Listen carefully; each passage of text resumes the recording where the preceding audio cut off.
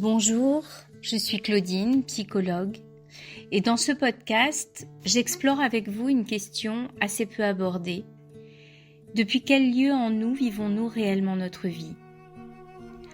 Nous parlons beaucoup d'émotions, de pensées, de comportements, mais beaucoup plus rarement de cet endroit intérieur depuis lequel tout cela s'organise. Au fil des épisodes, je vous aide à explorer cette question à la lumière des neurosciences, de la psychologie, des sciences contemplatives, mais aussi des traditions spirituelles qui, depuis des siècles, parlent du cœur comme d'un centre de l'être. Je vous aiderai à découvrir en vous ce lieu intérieur à partir duquel la vie peut être habitée de manière plus cohérente, plus vivante et plus intégrée.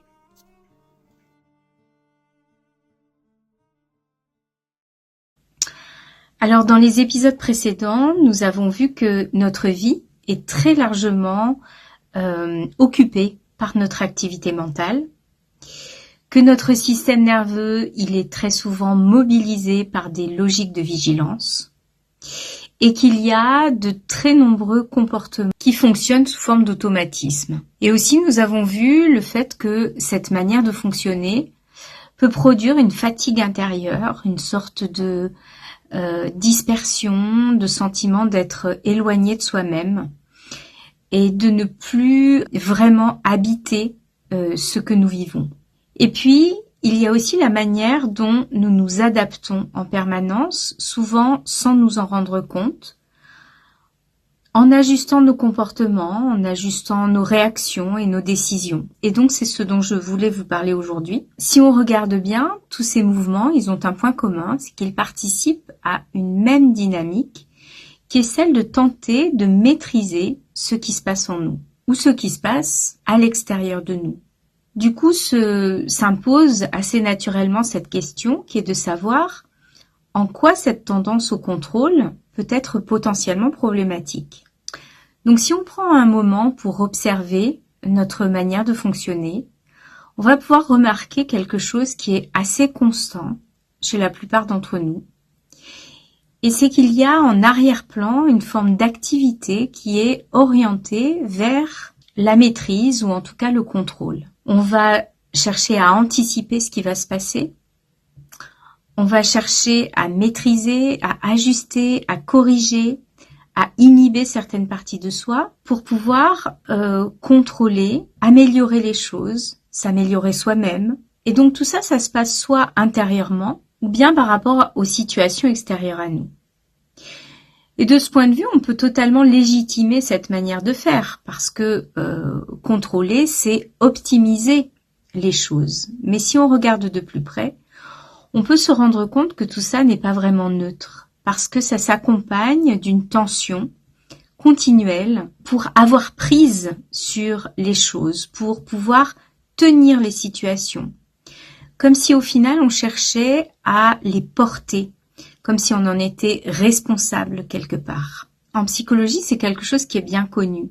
Les travaux sur la régulation émotionnelle et le système nerveux, et notamment à travers la théorie polyvagale, ou bien dans des modèles sur les différents systèmes émotionnels, ceux de Paul Gilbert par exemple, nous montrent que quand le système de menace est activé, l'organisme va chercher à retrouver la sécurité.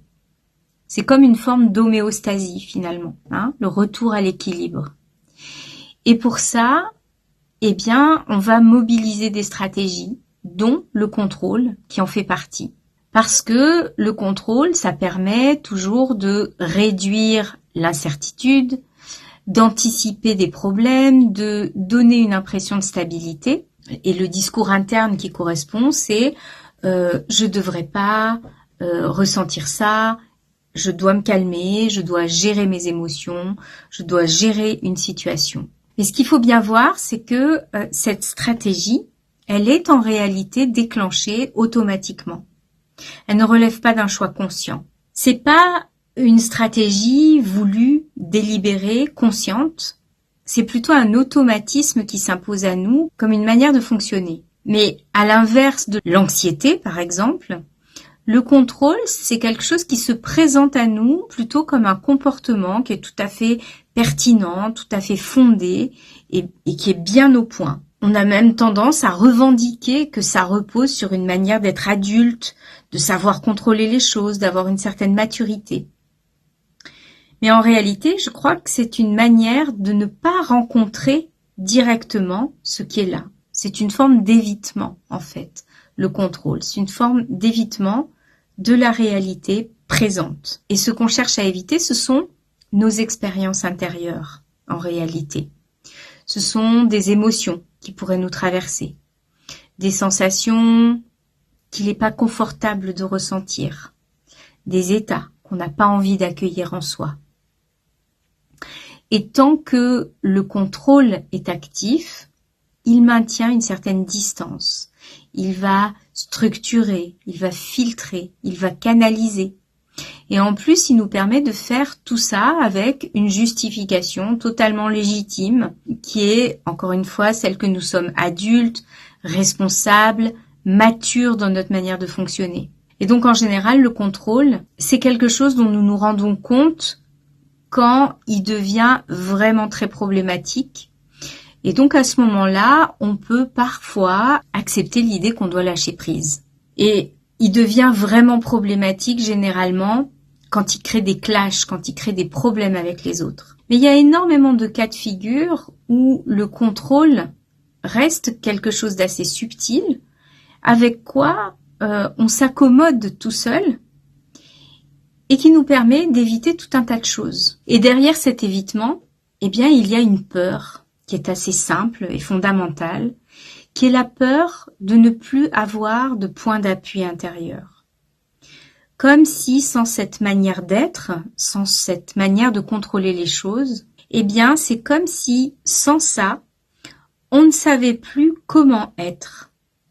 Comme si derrière cette tendance au contrôle, adossée à elle, il y avait la peur de rencontrer le vide et que ce vide vienne nous désorganiser intérieurement, nous déstructurer.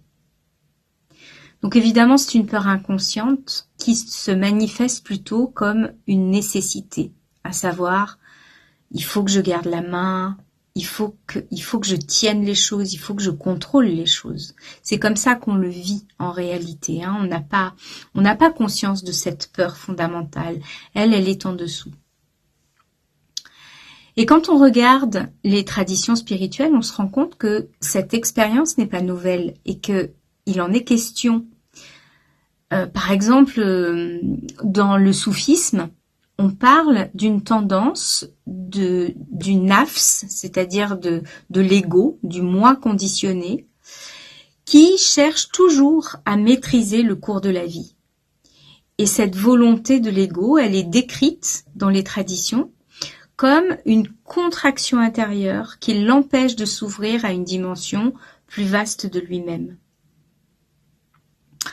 Par exemple, chez les chrétiens, on retrouve aussi une idée similaire qui est cette idée d'une volonté qui reste crispée, qui ne parvient pas à se remettre, à s'abandonner à quelque chose de plus grand qu'elle. Et ces traditions, elles décrivent une expérience qui est très concrète au fond, qui est celle d'un être humain qui se tient et donc qui se contrôle et qui n'a pas encore appris à se laisser être tout simplement. En fait, on peut observer directement notre tendance au contrôle dans le corps. Parce que, voilà, parler de contrôle, ça peut être un peu abstrait, mais on peut en faire vraiment l'expérience directe. Quand on cherche à contrôler, on peut regarder ce qui se passe dans notre corps. Et là, si on développe vraiment une attention fine, on peut se rendre compte qu'on peut ressentir la contraction. On peut ressentir, par exemple, quelque chose qui serre dans notre poitrine. Ou bien on peut ressentir quelque chose qui est crispé dans le ventre, ou encore qui est crispé dans la mâchoire.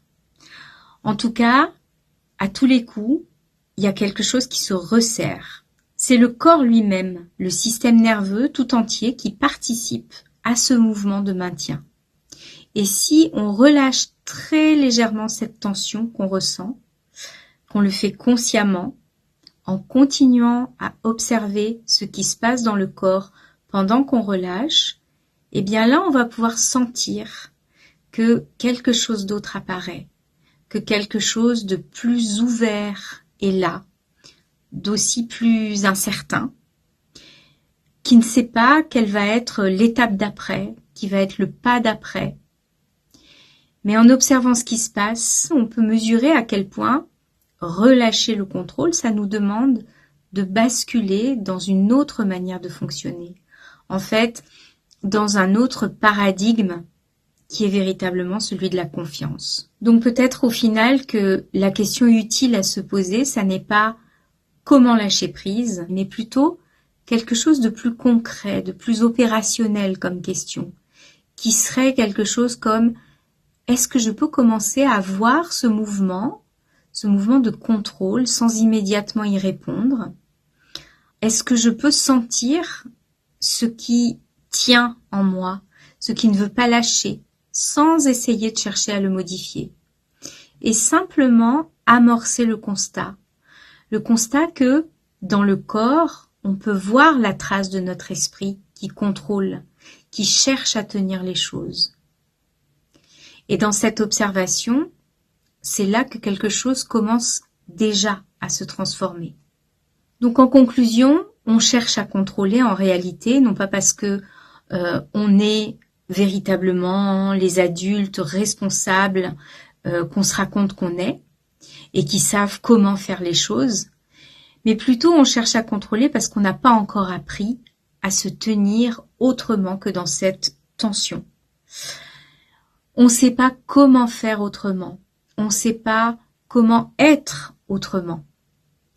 Et peut-être alors qu'on peut essayer de simplement développer notre curiosité intérieure pour essayer de découvrir que enlever le contrôle, ça n'est pas nous retrouver suspendus comme ça au-dessus du vide et qu'on va plonger dans le vide. Mais qu'en réalité, il existe en nous d'autres points d'appui qu'on ne connaît pas, qui sont sans doute plus subtils, plus silencieux, moins contractés, mais plus stables qu'il n'y paraît. Et donc, je vous demande de rester à l'écoute parce que c'est ce que nous allons développer sur cette chaîne petit à petit pour essayer de vous amener doucement du paradigme de la tête au paradigme du cœur.